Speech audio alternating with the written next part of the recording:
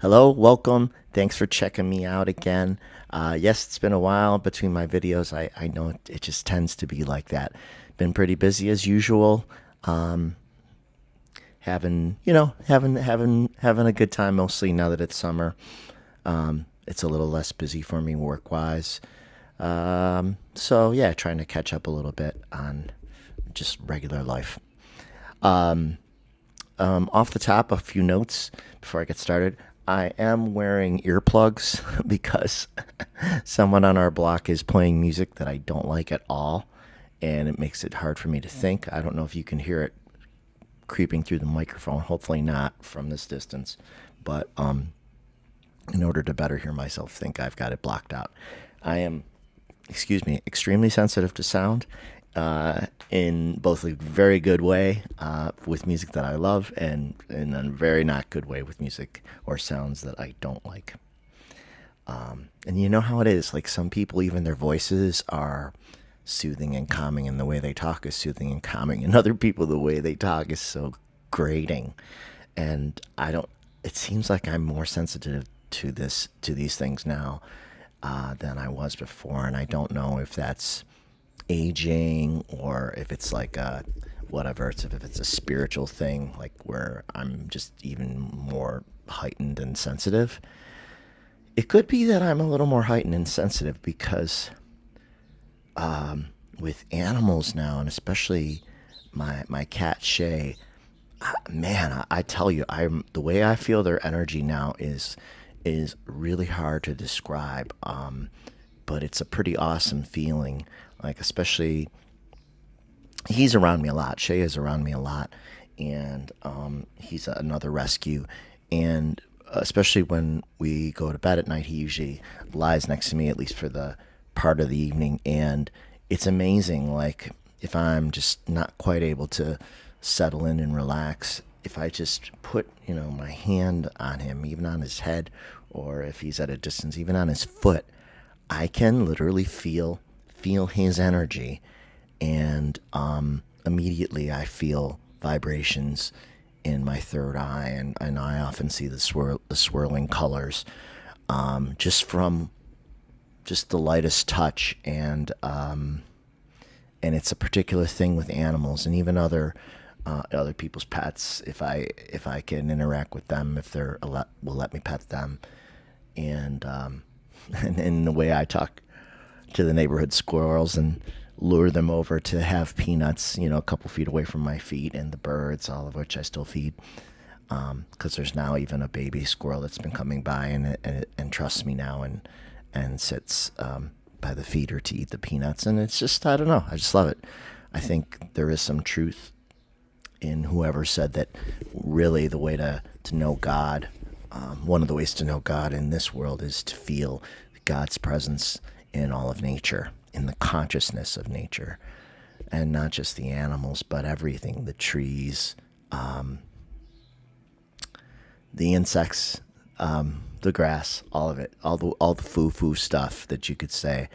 I don't, I really, if I can help it, I don't even really kill insects anymore because I I can even stare at little insects in wonder at their animation, at their life, at their essence. So I guess I have evolved from when I was a kid because I certainly didn't think that way as much when I was a boy. I mean, I liked nature when I was a boy, but I didn't have the reverence that I do now. It's a different feeling. So that's a couple of just sort of random things off the top. Another thing I want to mention off the top is that I don't really know how long the battery on this iPad is going to last. So if this video just goes out suddenly, that's your forewarning that unfortunately my battery is run out and I'll either have to come back to finish it or that'll be just the unintentional early end of this one.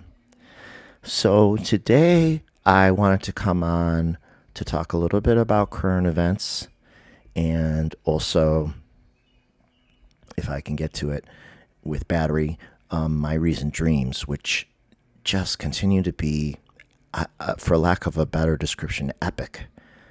I have I have dreams that are just entire stories, sometimes almost like entire slices of lives. And I had a thought that ran through my head, today. Like, the stories are so detailed that they are like,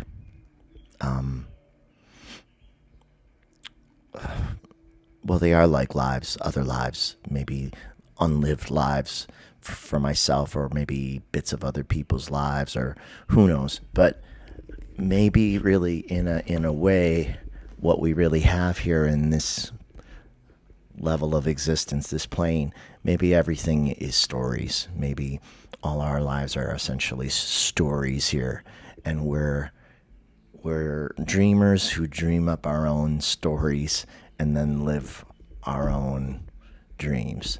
In this case, if you're on planet Earth, hopefully you're living a multi-year long dream.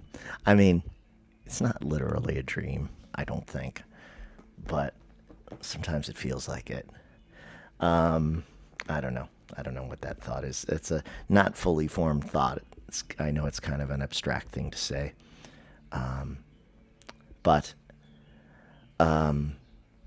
yeah, a lot of drama lately as usual. I mean, what, the weekly, it's just incredible, isn't it? I mean, there is something almost every day or every week that is completely like out of the blue.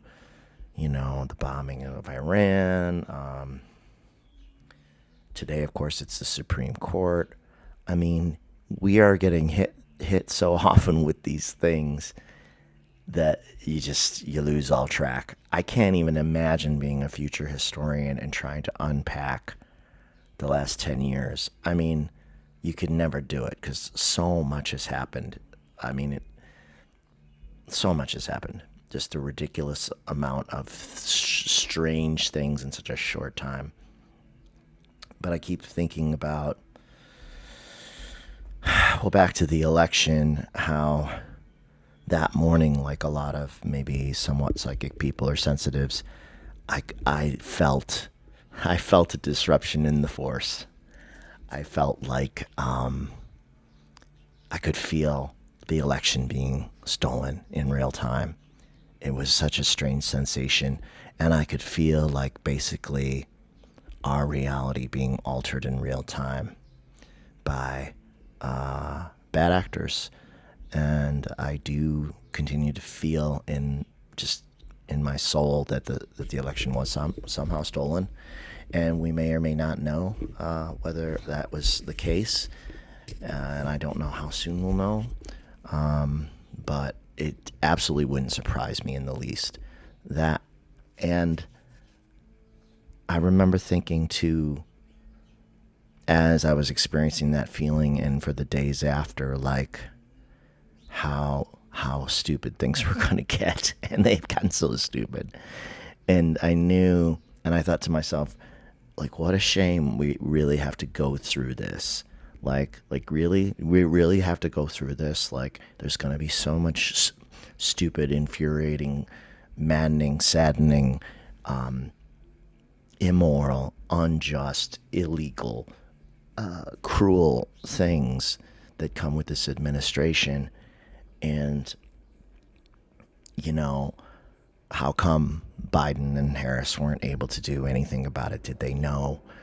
Was the evidence not compelling enough at the time, or did they feel like they didn't have enough time to act, or did they lack political will or courage to act because they were afraid of what would happen if they tried to say or prove that the election was stolen? And just all the disappointments of that for so many of us. So that was very frustrating and very painful. And some of the things that have happened, the things that this new administration have done, have been so offensive and painful that you get to where you start to lose some hope. For me, absolutely. I can admit that, for months at a time since January, I just like had given up basically. I just thought, well, that's it. We're fucked. Everything's fucked. It's going down the tubes, and I gotta just figure out how to like protect me and my own. Protect the people I care about, the things I care about. Sorry, I keep itching my eye, but it is so humid today, and my allergies must be acting up. So I apologize. So I got to a point where just I felt like, yeah, I'm tuning out. Like, but of course I didn't tune out. I would just maybe consume even more news and drive myself nuts. But I had sort of decided, oh well, fuck it. The world's fucked, and we got to go on and just try to salvage whatever we can. And then within maybe the last month or two, I have started to see some hopeful signs for the future. Not every day, not all the time, but some hopeful signs. And let me point out at least a couple of them for you. One was the Kilmar Garcia case, where he was shipped to El Salvador wrongfully, and SCOTUS ruled that the administration had to bring him back. And for some period of time, it wasn't clear if the administration was going to honor the Supreme Court's decision. Would they defy it? And happily, they finally did capitulate to the Supreme Court. So they brought Garcia back to the States, and yes, they're going to try to deport him again, and yes, that's awful, but at least he's going to get a trial. At least he's going to have a chance to defend himself. At least they probably won't send him back to a third-party country, El Salvador, because of all the negative publicity they got from that. So that's one small thing, but it is a victory. And I would say absolutely the No Kings protests from a couple of weeks ago were an absolute victory, because so many people came out. I've seen numbers between 5 million to 13 million nationally, but like a percentage of population. And a couple of the different political YouTubers that I've been watching have been saying that it is very hard for an autocratic style regime like this one to completely turn a country into an autocracy when 2 to 3% of the population is willing to continually protest, because that's too many people to arrest and suppress and put down.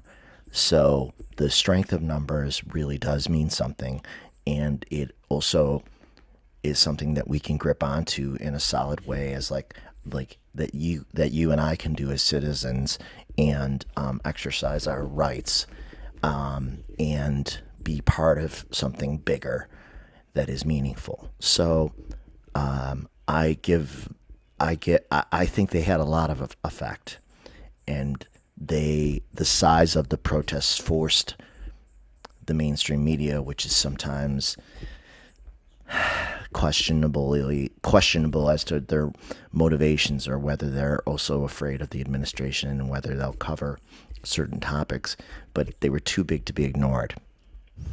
Just like in elections now, I would say you have to win by too big a margin to be denied. That will probably be true next year, even though next year's elections are still far away. And so really, I'm not concentrating that far ahead. I am staying more day to day, and I'll discuss that in a moment. So I thought No Kings was awesome. I think there's another one on the 4th of July, right? So that's a great opportunity to, again, tap community and try to build our opposition. I thought that there was nothing wrong with the military parade, nothing inherently wrong with it, except that I'm very sure it wasn't what 47 wanted. He wanted one of these coordinated, flashy, communist style parades with everybody in lockstep, and he wanted it to instill fear in the population, but instead the troops came off as human beings, human beings marching, human beings, which is exactly what they are. They are of us, they're of the people. And they came across as of the people instead of as like some dangerous war machine, the way that 47 would have preferred that they appeared that day, as a reflection of his power, which he imagines himself to have. So those are both signs for hope. There have even been a couple other signs. I think the wrangling over the stupid, big, beautiful, not beautiful, disgusting budget bill, the fact that it's protracted, and the more that people learn about it, the less they like it because of what it does, which we all know now. Basically it takes from the poor and gives to the rich. It's very simple. But not just the rich, but the obscenely rich.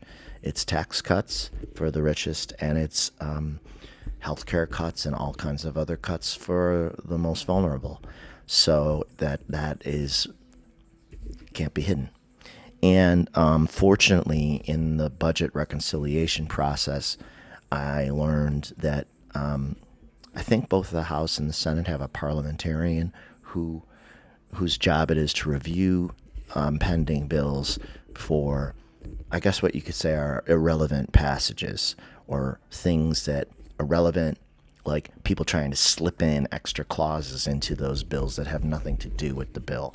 So, for example, one of the biggest things that was in the House version of the bill that is now removed by the Senate was the GOP tried to slip in a clause that would prevent, how did it work?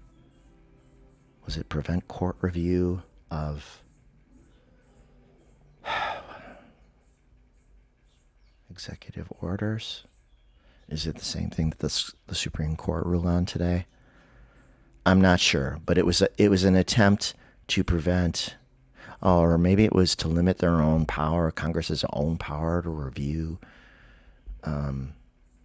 aspects of executive orders. I wish I could remember it. I'm misremembering it, but it was basically another attempt by the GOP to restrict the ability of anyone to challenge the power of the presidency, the executive. Just blatantly unconstitutional, blatantly authoritarian, and it was removed from the bill. It no longer is in the bill, and I remember seeing that happen and reading about it and listening to it on YouTube, listening to people talk about it, and I thought, that's another win. That's another win. It's another setback for the administration. Now, of course, they got their way today with this new decision, which we don't fully understand all the parameters of yet, but the gist of it, as I understand it, is it just makes it that much harder for individual federal judges to hold up or oppose executive orders by the president. So that's definitely dangerous, because I'm not a lawyer, but the way this administration just spits out executive orders, you could make an executive order about anything, and it could even be something which contradicts the Constitution itself, and it would be binding until it was challenged legally by challenged legally by parties that are affected, and then what happens is it starts a court trail that eventually leads its way to the Supreme Court if something is that consequential or that related to the foundation of the Constitution. But that takes a long time to work its way up to the courts. So, like, what happened today was the Supreme Court ruled obscenely. They ruled that individual federal courts can't create injunctions that halt executive orders issued by the executive. But what they didn't do, and it was related to the executive order that I think was issued on the first day of 47's presidency, which was to revoke birthright citizenship, United States citizenship for the children of illegal aliens. The court didn't rule on that case yet, but they ruled on the legality of lower courts issuing immediate injunctions to prevent what appear to be illegal executive orders from taking effect. Now, apparently, there is still some mechanism to do that through the courts, but it's not one I fully understand yet. There'll be a lot of talk about it, and they'll get into it. And I don't know whether it has to be a class action lawsuit or something, or a lawsuit by affected parties. It can't, like, a judge can't just automatically insert themselves into the process. So we'll see where that goes. And it's definitely bad. I won't pretend that that's not true, but I think when I read about it this morning, the difference from the way I felt 6 months ago when this administration got rolling was greater than I expected, in that I knew it was bad news and I read about it, but what I didn't do was fall into immediate despair the way I had earlier in the year, like legitimately despair. My reaction this time was more like, yep, of course, this is what they do. They're just going to keep pushing it as far as they can push it, and we have to keep fighting back. And it's a protracted battle, and it's not going to be won. It's not going to be over anytime soon. And that was a painful realization too. I think that was part of where the despair came in earlier in the year, like, oh, this isn't just going to get fixed in a year or two. This is going to take years or maybe decades. And some psychics have spoken to that. They said it's going to take decades, and that sucks. I mean, yes, it sucks. It sucks. We have to live with this in this kind of like quasi-lawless state, somewhere in between having constitutional rights and not having constitutional rights.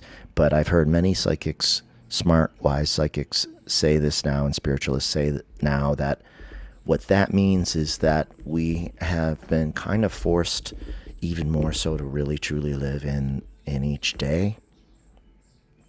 Because if you try to project what's going to happen 5, 10, 15 years, 20 years down the road, you'll drive yourself nuts. Because I've done it. You can't possibly think through every scenario of how we get to a solution that saves the country and the Constitution from authoritarianism. But yet there is a way. Then it will take coordinated effort, and it will take an act of resistance. And I assume if you're watching this, you are part of the resistance, and we will need to do our role, and we can each do whatever we can do, whether that's going to a protest, or whether that's calling Congress people, or whether that's commenting, in public forums, or making YouTube videos, or whatever. Anything that widens our community and allows people to connect and to be on the same page. And if we can't each individually do a lot, that's okay, because we can pool our resources. Do what you can do what you're willing to do what you're comfortable doing, and then go from there. I'll keep going to protests, and I'll keep trolling the National Review comment section, as I have been for several years, reminding them of the potential consequences of giving so much power to the executive, and how that might not turn out the way you like it down the road when there's a Democratic president, and all this power has been granted to the executive. You might not like it when you're on the other end of it, and you might want to think through whether you want to support what's going on now or not at the ballot box and elsewhere. So that's it. And I do find myself, it certainly helps that it's finally summer here in Buffalo. I mean, and now of course it goes right from almost winter right to summer. Now it's like balmy and sticky. We didn't have much of a spring. I mean, the snow stopped, but it was cold. And it's easier to feel a little more optimistic in summer. I often my moods are definitely affected by the seasons. There's just no doubt. Seasonal affective disorder is a real thing. The amount of sunlight you get is a real thing. No doubt, no doubt, no doubt. So, but I am trying to be more mindful of one day at a time. Really, like, and to try to have some daily gratitude for what I do have on a given day. For example, well, and I think I've said this before on in one of my videos, that my neighbor John said once in conversation when I was complaining about something political, and this was even years ago, before all this nonsense. He said, if you're not in jail and you're not in a war zone, you're doing pretty good. Kind of like if you got a roof over your head, you might be doing better than a lot of more people than you think. And we may take that for granted sometimes. But lately, I'm not taking. Lately, I have not been taking it for granted. Lately, I've been waking up in my comfortable bed, with the company of my awesome cat, and thinking, this is good. Like, I'm fortunate, and I have enough money to feed myself. I have enough money to clothe myself. I have health care, So yeah, being appreciative for what you've got in the moment that you've got it. And if things get more dicey, then again, it'll be a day at a time. I'll adjust my strategy. I do have my grandfather's shotgun now from my father. I hope I'll never have to use it, but that's a change. I don't keep it loaded. I practice occasionally with the dummy bullets about how to load it quickly. It can take 5 shells. I can get 2 in there in about 10 seconds. So if I had to load it, I think I could do it pretty quickly. And so it's there. It's there. And I think in a recent video interview with E. Jean Carroll, I think it was Mary Trump interviewing E. Jean Carroll. E. Jean Carroll keeps a shotgun next to her bed, and I think she has a couple of dogs for protection. I don't know what breed. So she's and maybe more people are taking up that plan as last resort if needed. But hopefully it won't come to that. So yeah, so like the living in the day also comes from the truth that we don't ever know whether there's a tomorrow. I don't mean the world ending, but I mean we don't know if we have a tomorrow. God willing, we all will live long lives with as much health and comfort as possible. But every day could be a last day for us or someone we know and love. And I don't take that for granted now. I'm mindful of it, and I try to live through that, really live it, so that mostly so that I don't do dumb or stupid things or say dumb or stupid things to people that I care about, so that I'm more I'm more the better version of myself in daily interactions, in case those are the last interactions, and just in general, just to try to bring more light to each day, as much as possible. And when I do reflect a bit on my 55 years on the planet, I have pretty much lived the way I wanted to. I've been making art for many years. I have 10 CDs of my original music. I have 2 books that I've written, and I don't know that I've reached as many people as I hoped, but it's not over. And even if I didn't reach, even if I never reach as many people as I had hoped, I have been true to myself, and I have put the best of myself into the art, and I feel proud of that art, and I won't have any regrets. I won't have any regrets about how I've lived. Like if, God forbid, this was my last day on earth, I could look back and be like, you know what? I did what I wanted to do with my life. And while at the same time hoping that I have many more years ahead. And I have many more songs on my computer that I'm working on, and progressing so slowly on my next recording.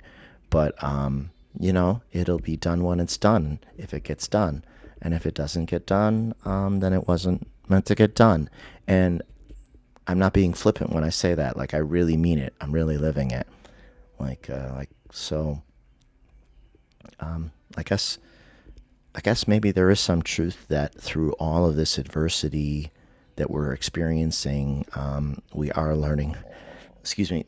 Some of us, many of us, are learning lessons, even if we didn't want to learn those lessons.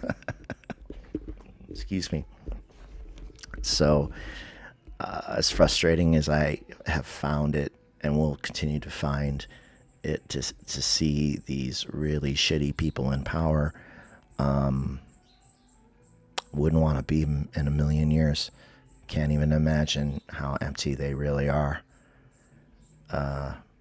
And just randomly, I read an interview with Peter Thiel today. He's the founder of PayPal and one of the big GOP donors. And he's an investor in Palantir, I think, too, if that's how you say it, which is like a data company that's like trying to create some master database about all Americans to whatever the hell they plan to do with it. Not for the good. And I think it was in the New York Times. It was a free article. And that guy just talks in circles. His brain is a fucking mishmash of half-cooked ideas about what the future's going to be like. And he's got no solutions. At least you and I, assuming that you're in the spiritual community, as you almost certainly are if you're watching this, at least we know that love is a real thing. Like that, like they don't talk about love or hope or even really what freedom really means. And if you're free in your head and your heart, you really are still free. Yes, if we lived in Russia, I probably wouldn't feel like it. But truly, if your mind and your heart are liberated, then it's not something that can really be taken from you. So, and I know that love is real because I've experienced it in many forms, in my family, in nature, with my pets. Like, I have felt, it's in my first book and my second book, I have felt the physical touch from beyond that is love. And that love is so profound and so deep that I really don't doubt that we go on after this life, and that there is a beautiful, essentially a paradise that we return to, that from which we came. And not to say, of course, I'm not eager to die, and I am afraid of the thought of dying. But yet everything would be okay still. Everything would be okay still. There's more. So, and certainly that I get that feeling from dreams because when I dream, I am often so far away. I have just such deep dreams that they're things I couldn't imagine in a million years, and places that other realms that I couldn't dream up on my own and in my own imagination in a million years. And so I know that I'm connecting to something much greater than this, and that's got some comfort to it too. So I think I covered all the political stuff that I wanted to get into for the moment, and try to offer some optimism. Uh, so now I think I'll kick in on a couple of dreams, tell you a little bit about a couple really wild dreams that I've had, for you to chew on if you like. I will say, like I said, the dreams have just been so long. There's such stories into themselves sometimes, but there are two within the last couple of weeks that really stick out, and I wrote to my mom about them after they happened, so by text. So I'm going to read from my notes about these dreams. So this first one is from June 13. So writing to my mom, I said, "Wow, I had a really detailed dream about touring a big city built into winding mountains by advanced aliens. I think it was on Earth because I was on a bus or train with others as we traveled through it, and it was at nighttime. And actually, this bus or train might have even been like a levitating bus or train." Sorry, someone's calling me, but I sent it to voicemail. So, touring a big city built into winding mountains by advanced aliens. I never actually saw any of the aliens. There was ongoing construction there, but most of the aliens lived in apartments or units built into the mountainsides. They were visible because there was a light on in each one. There were tens of thousands of them, or maybe millions. And if you can imagine something like the Grand Canyon, something very, very deep, and on both sides as we're traveling through on this, air train or car, I'm looking around and there are little lights in rows all along each side of the canyon. And I remember the lights being all similar to each other, like maybe they were green or blue, and representing all of the units.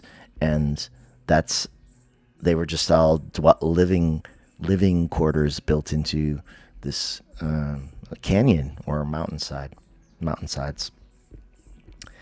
Then, as we were traveling through it, every once in a while, we'd pass through a gap in the mountains, and I could see more buildings being built in the distance, like a business district, and more lights on in dwellings. Excuse me. When I looked past the valley, or this canyon rather, this business district that was being built, it did look kind of futuristic. The planets looked like almost like, cartoonishly alien. Most of them were 3 or 4 stories tall. The shapes were more organic than ours too, like beehives and cylinders with soft curves, as opposed to rectangular, hard skyscrapers. Someone, maybe a tour guide, then showed us how this civilization was seemingly